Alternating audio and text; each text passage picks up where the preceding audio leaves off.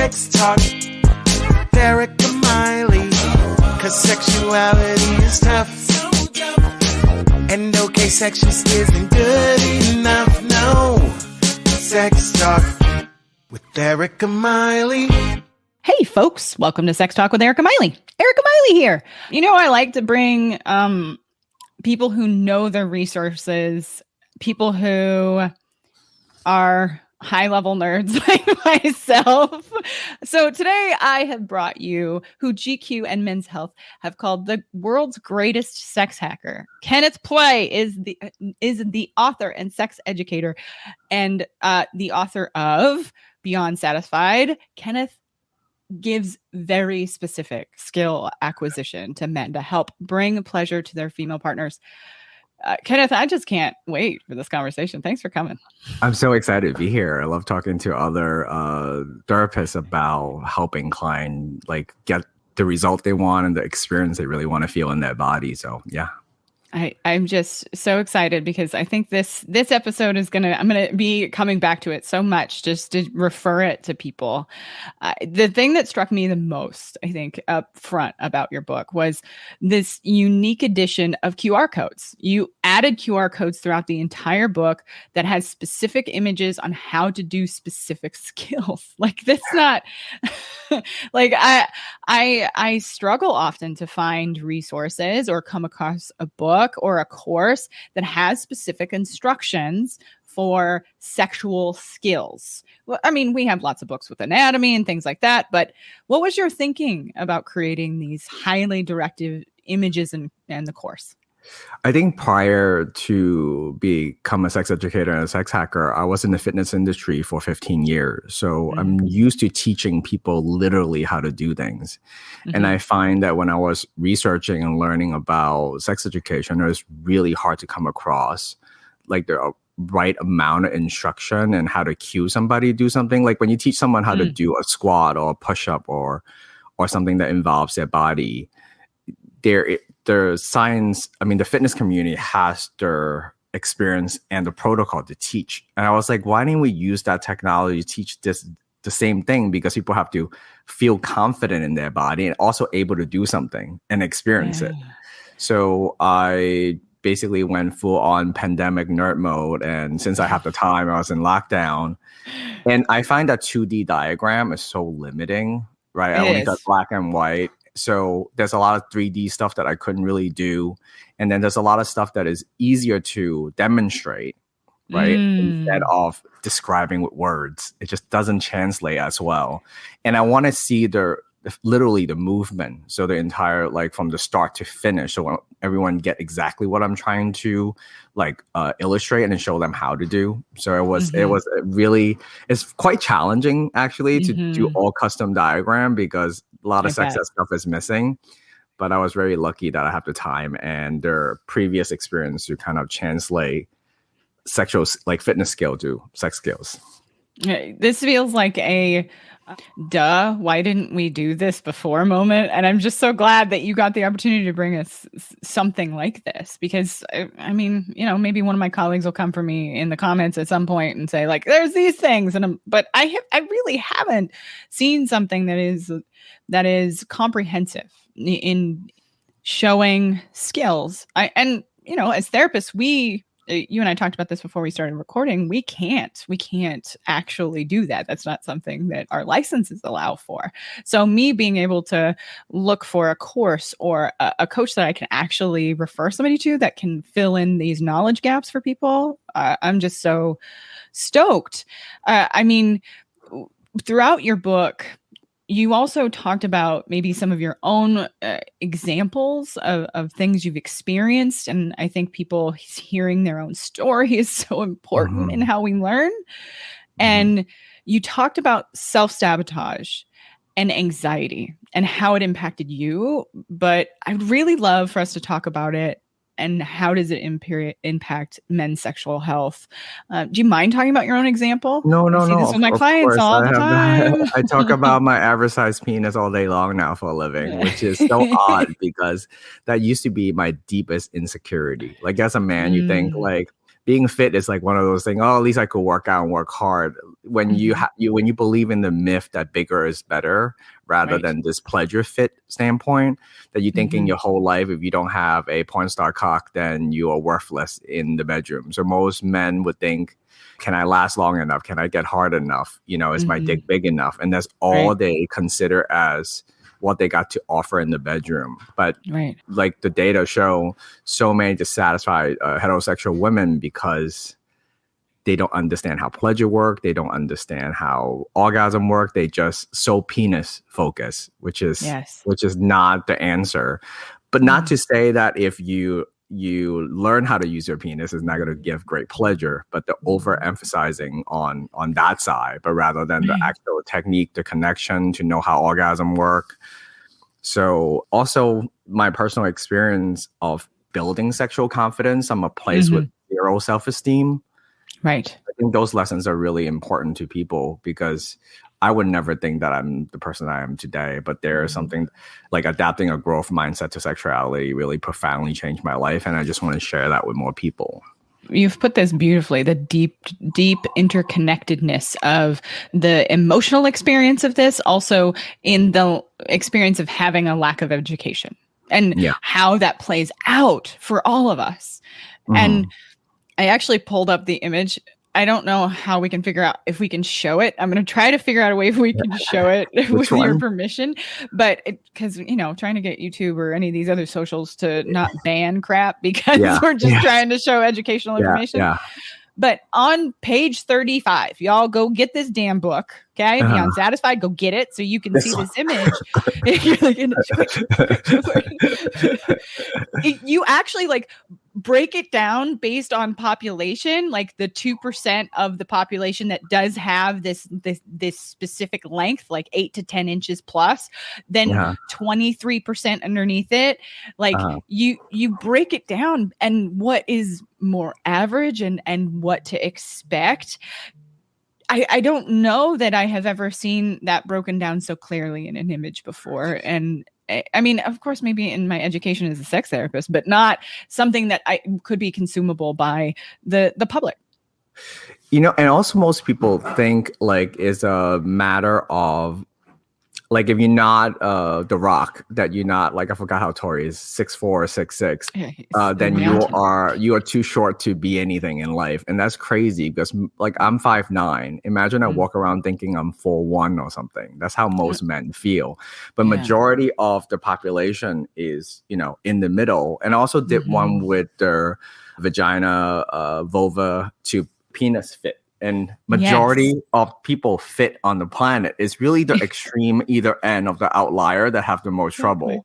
But most people work, and we are too hung up on, life is not a basketball game in that sense. You know what I mean? It's not a major advantage. Most people are looking for, in the middle of the bell curve, and it works great.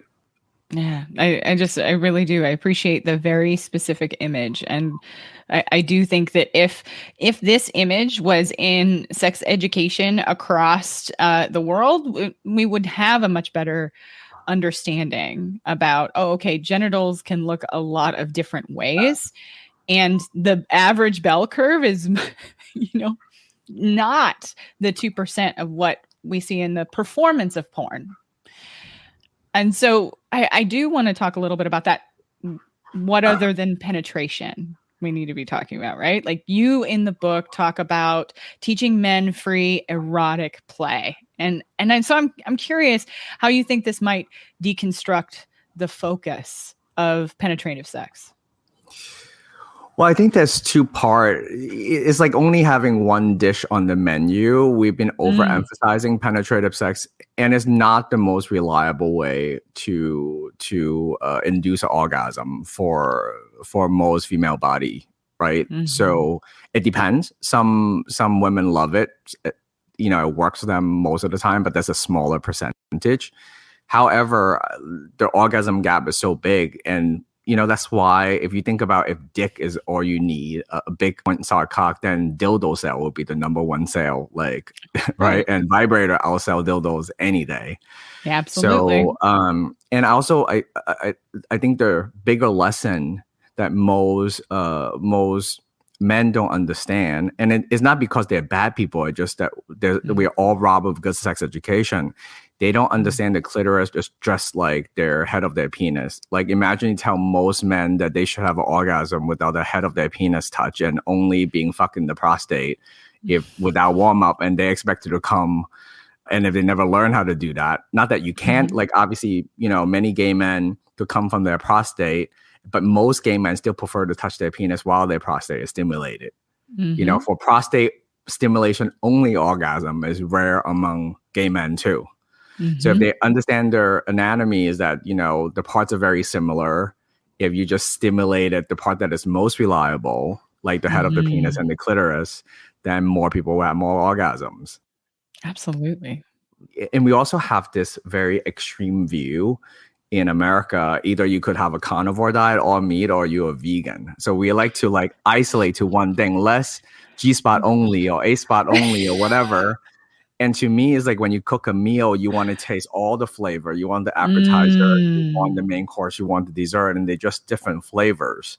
So because of this culture of isolating, it's like having a full keyboard and then you only play one note. That's just crazy, you know? Yeah. It is. It absolutely is. And I think you're speaking on something that is specific, especially in American culture. Like when you were talking about the prostate and the stimulation of the two, I mean, how many, I can't tell you how many people who I have talked to who are afraid to get their first prostate exam because they're afraid that they're going to essentially ejaculate immediately. I'm like, No, you prostate needs to learn, just like the cervix and G-spot. It needs to learn a sensation. And the whole sexual learning was fascinating. Interview some of the top sex researcher like James Fowles on the topic to really understand the role of learning and how your brain kind of learn what's pleasurable. You know, and then we feel like we are born with our initial sexual experience, which is just the beginning stage of it all. Like people who are much older report to have way better sex because they give less fuck. It's less about relationship and marriage and baby and all that stuff. And they just focus on the sex and get better as they get older. So I think the role of learning and a growth mindset is so important when it comes to pleasure. You're absolutely right. Joan Price, who's been on this show, she talks about that all the time, about how the sex of her life now is better than it ever was when she was in her 20s. And I think you're on to that. Like as we learn, as we grow, as we develop, and I'm saying to my clients all the time that who you were when you were 16 is not who you were when you were 22, is not who you were when you're 33, when you're not. Like there is a development across your lifespan. And I think what you're advocating for is growth and understanding of your sexual development throughout your life, not just in this very, very specific period of time. And penetration ain't where it's at for most of us. I think because of my own like fitness background, I look at it as more of a sexual fitness. You know, you could be like deconditioned, that you don't have like your joint don't have normal range of motion, right? To feeling normal, like you could do most things, versus like being an athlete or Olympian. There are stages of development that you like, how easy for you to get into a state of arousal, how easy for you to turn away, distraction, how can you focus on your sensation? Do you know what sensation your body like? Do you know how to get the sensation, communicate, negotiate? All those are skill development over time. But I think one of the most surprising thing for many people is that, I mean, fitness takes forever. When you teach someone how to like change their diet and work out, it takes a while for them to get results. Sex is one of those things, if you could dial in all the right parts, it worked pretty immediately, and it keep getting better because it's amazing. So yeah, there's definitely, I'm an athlete over here and I just finished and graduated PT from an injury, and coming back from an injury takes a long period of time. But the argument here is that with education and understanding, like the growth can be very quick. And I see that a lot in my own practice, that once someone starts to do a level acceptance of their own body and what their own body needs, and then starts to add education and understand how their emotions work, the curve to healing actually goes real quick because of that openness. It's also pleasure. Something that I find fascinating lately is that pleasure is one of those things. It's like eating food. Imagine you've been served a meal that you really don't like the taste and texture, and it's kind of predictable and boring all the time. You go like, oh, I must not like eating. And then all of a sudden you serve one delicious meal and you go like, holy fuck, it's delicious. I mean, that's the change. You just have to get the right meal in the right condition in the right state to eat it. Yeah. I think that's an excellent way to think about it. Yeah. I do wonder how many, as you've gone through this process of creating the book, and you lay it out actually really clearly, the kind of myths and the things that are really, really important, the ideas that are important to deconstruct. I'm curious what you think, which maybe sex myth or body myth is maybe the most toxic to men specifically. I really think their penis size is a huge thing, and just like overemphasizing on erection and like lasting for 5 hours, like straight up penetration is not the reality. I think when most female women masturbate, it's not taking them 20 minutes to come most of the time, right? Like I'm talking about bell curve. If it's just done right and you have the right sexual context and erotic narrative in your head and you're feeling relaxed and safe, I think what most people don't know is how to create that condition and that environment for someone to drop into that state and also give quality of touch and add eroticism. So that's why I hate sometimes we sex educator make female pleasure so much more difficult, right? It is complex, but it's not this crazy mountain that you have to climb. But you do need to understand what you need to do. Just like cooking eggs, right? You could totally make over dry, disgusting eggs, and there's many different ways to prepare eggs. But once you learn how to do it, then it comes out like that most of the time, right? Yes. And it's not that hard to learn. But I use a very hacker mindset and approach to it because I want to give people literal instruction and framework how to figure it out, not just give them recipe, but like this is how you figure out the individual differences. And if the person don't know, you just try the lowest hanging fruit. Like imagine every guy out there trying to give a woman a nipple orgasm first time. That is not going to work out that often. That's like video game level 10, not level 1. Yeah. And some women are wired that way naturally, but it's such a small percentage. So I want to give them the highest, like most reliable bet to be satisfying and then start from there. Yeah. I think that understanding the average, but you said something I do want to touch on, which I think is an important element of it, which is understanding the environment it might be to be and feel safe, to connect with pleasure. And because I do work with a lot of women, that is a very key element of it. And I mean, especially through sex education, most of us, at least here in the United States, were taught that that's like sex and shame and all of the education around it. That's like a stove that's hot. You don't want to touch it because all these terrible things are going to happen when that happens. If you have sex, you're going to die. Like, the incredible Mean Girls scene, right? Like they then throw condoms at teenagers. Creating an environment of safety is really, really important. And you talk about in the book about what does it mean to listen to your partner?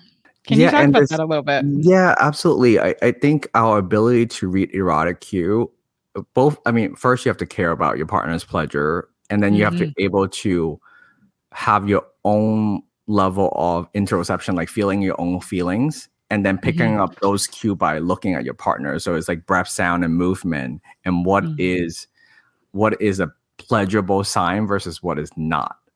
It's also a lot of, I think sometimes people don't want to take the time to learn how to read it. Like, then they don't know where they're going. They don't have the data. But once you tune yourself to pay attention to those cues, you don't have to pay as much attention down the road. But as you know, working with your client, like the dual control model, James Faust, who wrote my foreword of the book, is part of that study. And Emily Legowski, Come As You Are, talks a lot about that. But when people don't know when their brakes are on. So if you learn how to get their foot off the brake first before you get the car going, a lot of that work has actually happened before you even touch someone. Yes. How do you get someone to be in their in a relaxed, aroused state? And then as soon as you dial everything in, it's a lot is a lot easier. Absolutely. Yeah. It just is. I feel like the work I do is the getting to the sex work. Like it's understanding how to not put the brakes on because you don't understand what it means to have an intense feeling. Period. I'm what you're talking about, how the learning and the acquisition of the skills and the learning the cues, you just have it takes time, but that time pays off in big ways because it gets a lot easier down the road. And that's why I teach it really literally, because if listener might think all this is like concept and theories but I think putting into practice in a real world scenario. So when you see someone not so relaxed, how can you refocus the mind? How can you take some breaths together? How do you have some grounding touch? How do you lower expectation? If someone is too emphasized on a end result, then they're not in that state. So like, I think sometimes the teaching is a little off. Like, don't be too focused on an orgasm. It makes sense, but people don't understand the reasoning behind it. So when you're very attached to a goal, then you're not in your body looking for what's happening as, the mindfulness aspect of it. But orgasm is still important. So how do you have the best of both worlds? So you have to eliminate their behavior of being very goal driven at the moment, but also have the skill to experience what it's like to be satisfied. So like giving people technical how-to and hacks is much easier than just giving them a theory and hope they will discover a way to do it. Yeah. Absolutely. So just so that folks can kind of understand you as you were coming to the perspective of writing this book, like if you had one thing that you could say to teenage you, that young one who really probably was lost in the woods when it came to puberty, right? Yeah. Like as an adult man, knowing what you know now, what would you say to him? I think two things. One is totally the growth mindset. Sex is just like everything else, that if you put time and effort into it, you could become as amazing as you willing to put in the work. It's also way more fun. On the other side, I think one of the surprising thing about being a man who love female pleasure and love women, I underestimated how much women love sex when it's good. So if you build a great restaurant, there will be a line at your door. That is the truth. Right. Yeah. You think it's only for men? It's not. Yep. A girl could eat. So believe me. Yes, absolutely. And I do think when we were talking before about the anxiety part, I do think that there is this the anxiety of opening up to the idea of that level of pleasure, however you identify. And I think that's something that you're arguing, that if you feel competent, then that you can reduce that fear in large ways. Yeah, I mean, it feels good to be Michael Jordan on a basketball court, or feel like Gordon Ramsay in the kitchen, right? And it's the skills that you could absolutely develop. And unfortunately, the bar is set so low. If you just like good, and you could reliably give an orgasm and you're not a dick about it, it's you're like on the 1% already, So you are not wrong here. Like the bar's on the floor. It's on the floor. But I also believe men are not inherently selfish. We just are robbed of that sex education, and they want to give and they want to learn, and they've been misguided by only seeing imagery in porn, which they think that's creating female pleasure, and it's not. It's most of the time. So it's performance. Yeah, it's like learning how to drive by watching the Fast and Furious. Like Vin Diesel, fantastic, hot. But. Should I go out and try any of that shit? Absolutely not. It doesn't mean that we shouldn't try things from porn, but the reality is like, again, that's like level 10 and took probably hours and hours of shots to just acquire those images. So when it comes to our interactions together, it just has to be different and has to come from a different mindset. Kenneth, you are just a fabulous human being. I'm so excited about this book. Again, I have yet to come across a book like this one in a course like yours. So the therapists listen out there, the sex therapists listen out there. We need to vote for this book out here because you know how it is on social medias and any of these platforms. We get shadow banned for bullshit. So yeah. I want Beyond Satisfied out there. So how do folks find you in the world other than my show notes? They can find me at kennethplay.com, and for the book, because Amazon is giving me some censorship right now. So go to kennethplay.com/book and you can find Beyond Satisfied. It's also on different online bookstore. But I'm really excited about sending this book to be evaluated by a bunch of sex therapists and by ASEC to see if it's a recommended resource. I built it with that intent too, to have all the illustration, both from a scientific point of view to their literal steps on how to do it together. And my core Sex Hacker Pro, I have so many couple who watch this together because they both approach it from a place of curiosity instead of like, you can't satisfy me, so you watch this. A lot of people watch it out of curiosity and want to learn a thing, do a thing together. And it's been phenomenal to see like couples change their sex life completely because they just never been fed that right meal. I think we talked about it earlier today. Yes. Just, like they never tasted good food. You know, they've been feeding, but once it starts to taste good, they crave it. Here's the reality. You are building sex restaurants and I mean, not really, because somebody would get mad and cancel us or some bullshit. But you are making great sex happen for people. And I appreciate you coming on the show. Thank you so much. Thank you so much. Folks, thanks for sticking around to the end. We'll see you next time.